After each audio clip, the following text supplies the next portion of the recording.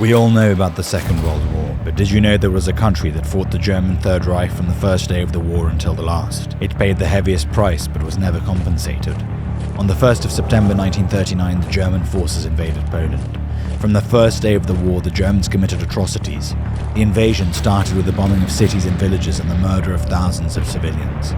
When the Soviet Union, Hitler's ally, invaded from the east on the 17th of September, Poland had no chance. The country found itself under a brutal occupation. The Germans tried to destroy Poland for good.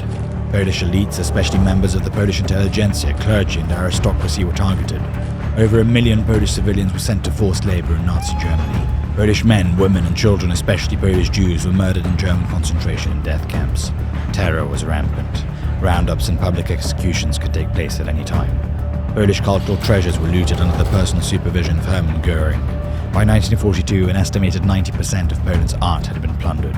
What they could not steal among Poland's monuments and statues, the Germans destroyed. Large-scale industrial plunder was also inflicted. During the war, Poland lost 6 million inhabitants, hundreds of thousands of buildings and homes were destroyed, 500,000 pieces of art were looted, and half of the country's infrastructure and industry was stolen or destroyed.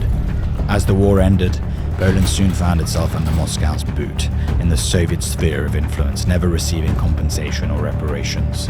Under pressure from Hitler's former ally, at the Yalta Conference, Poland lost its eastern lands. To compensate for their loss, Poland was given lands that historically were either Polish or its vassal states in the Middle Ages.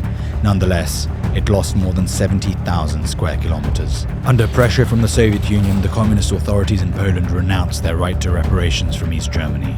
At the time, neither Poland nor East Germany were independent states, and East Germany had no authority to represent all of Germany. After 1989, Germany paid compensation to individual families, amounting to a small percentage of the real value of the damages inflicted on Poland and the Poles. At the same time, the Germans never allowed for a serious conversation about war reparations. And this is how Poland, the country which was the first to fight against Hitler and paid a huge price during the war, was denied justice.